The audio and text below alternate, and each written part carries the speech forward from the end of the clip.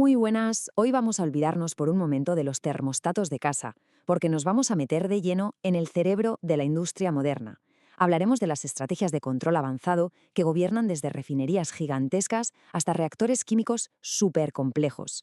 Vamos a descubrir el kit de herramientas que hace todo esto posible. Pues bien, ¿cuál es nuestro plan? Empezaremos viendo por qué el control de toda la vida a veces simplemente se queda corto. Luego iremos construyendo nuestro arsenal, herramienta por herramienta, desde el control en cascada y el anticipativo hasta estrategias mucho más especializadas para entender el panorama completo. ¡Vamos a ello! Todo empieza por aquí, por entender dónde están los límites. El control básico, es como un soldado obediente, ¿verdad? Es fiable, pero solo reacciona cuando ya ha pasado algo. Vamos a ver por qué en procesos que son realmente complejos con reaccionar simplemente no basta. Y aquí está la pregunta del millón, ¿eh? ¿Cómo es posible controlar una refinería de petróleo gigantesca con la misma precisión que un simple termostato en casa? Es que la escala, la complejidad, no tienen nada que ver. Esto exige soluciones mucho, pero que mucho más inteligentes que un simple encender y apagar. Vale, nuestro punto de partida es el control básico, el que se conoce como control de realimentación o feedback. Su lógica es súper sencilla. Actúa y, ojo, solo actúa después de que una perturbación ya ha provocado un error. Su misión es mantenerlo todo estable y seguro. Sí, pero por su propia naturaleza es puramente reactivo. Siempre va un paso por detrás del problema. Entonces, si reaccionar no es suficiente, ¿qué hacemos? ¿Cómo podemos ser más rápidos? Pues aquí entra en juego la primera herramienta avanzada de nuestro kit, el control en cascada. Y está diseñado precisamente para dar una respuesta muchísimo más ágil. A ver, imaginemos la situación con este intercambiador de calor. Un sistema de control normalito intenta mantener la temperatura de salida, la T2, simplemente abriendo o cerrando la válvula de vapor. El problema, pues que si de repente, ¡zas!, cae la presión del vapor, el sistema ni se entera hasta que la temperatura ya se ha desviado, llega tarde. Y aquí viene la magia, la solución. El control en cascada. Lo que se hace es añadir un segundo controlador, al que llamamos esclavo, que es mucho más rápido y se encarga directamente del caudal de vapor. Ahora el controlador principal, el maestro, ya no se preocupa por la válvula, solo le dice al esclavo qué caudal necesita. La clave de todo esto es que ese bucle interno, el rápido, corrige las caídas de presión al instante, antes de que lleguen siquiera a afectar a la temperatura. Es una idea genial, de verdad. Vale, ya hemos aprendido a reaccionar más rápido, pero ¿y si pudiéramos actuar antes de que ocurra el problema? ¿Anticiparnos? Pues eso es justo lo que hace el control anticipativo, o como se le conoce, feed forward. Es una estrategia totalmente proactiva. Esta comparación lo deja clarísimo. Fijaos, el control de siempre, el de realimentación, mide la salida del proceso y se pregunta, ¿he conseguido el objetivo? Es reactivo. En cambio, el control anticipativo mide la perturbación, lo que va a causar el problema, y se pregunta, oye, ¿se acerca un lío? Es proactivo. Es la diferencia entre conducir mirando por el retrovisor y conducir mirando a la carretera que tienes por delante. No hay color. En su versión más pura, el control feed-forward lo que hace es medir las perturbaciones que entran al sistema, por ejemplo, la temperatura y el caudal del líquido.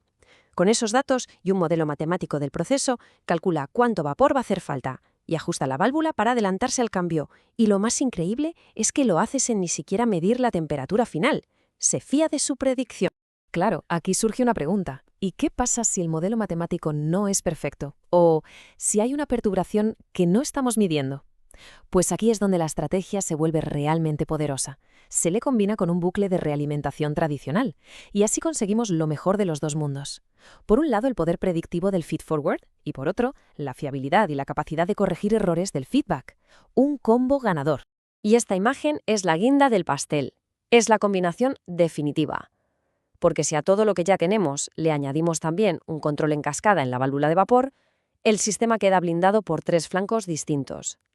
Está protegido contra perturbaciones en la entrada, gracias al feed-forward, contra errores en la salida, gracias al feedback, y contra problemas en el propio actuador, como las variaciones de presión del vapor, gracias a la cascada. Es un sistema, a prueba de bombas. Hasta ahora parece que hemos ido subiendo una escalera, ¿verdad? Cada vez más complejo. Pero a veces la solución no pasa por añadir complejidad, sino por tener justo la herramienta precisa para un trabajo muy específico. Vamos a explorar algunas de estas estrategias que son como bisturís de cirujano. Por ejemplo, el control de relación o de ratio. Su única misión es mantener una proporción perfecta entre dos cosas. Es como la receta de un refresco, ¿no? Siempre la misma cantidad de cada ingrediente. La forma más estable de hacerlo, que es la que vemos a la derecha, consiste en medir uno de los caudales, el que no controlamos, y usar esa medida para calcular exactamente cuánto necesitamos del segundo. Así la mezcla siempre es perfecta, da igual si hay variaciones. Y aquí tenemos otras dos herramientas que son fundamentales para la seguridad y para optimizar procesos. Por un lado, el control selectivo. Imaginaos, un solo controlador, pero varios sensores. El sistema elige la lectura más alta o la más baja para actuar. Por ejemplo, en un reactor siempre se fijará en el punto más caliente para decidir cuánto enfriar.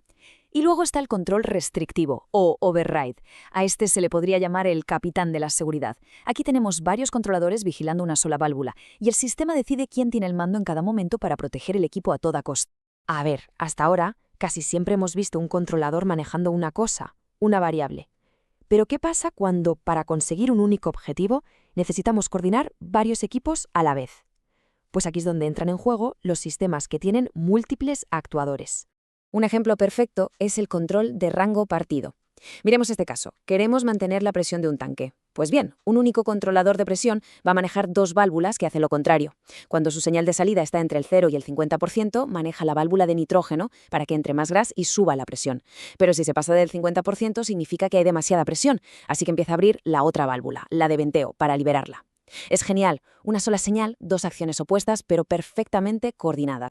Y aquí tenemos otra aplicación del mismo principio, del rango partido, pero esta vez con una acción que es acumulativa. Un controlador de temperatura maneja dos válvulas de vapor. Con su señal del 0 al 50% va abriendo la primera válvula. Pero si con eso no llega, si necesita más calor, en cuanto la señal pasa del 50%, empieza a abrir la segunda válvula, sumando el vapor de las dos. Así, con un solo controlador, se consigue un rango de calentamiento muchísimo más amplio. Bueno, pues ya hemos metido unas cuantas herramientas nuevas en nuestra caja de control. Creo que es el momento de hacer una pequeña pausa, ponerlo todo en perspectiva y entender bien cuándo hay que usar cada una de ellas. Esta tabla es un resumen fantástico. A ver, repasemos. Tenemos perturbaciones internas que son muy rápidas. Usamos control en cascada. ¿Queremos anticiparnos a problemas que vienen de fuera, en la entrada? Para eso está el feed-forward. ¿Necesitamos que una mezcla o una receta sea siempre perfecta? Control de relación. La prioridad es la seguridad o la optimización.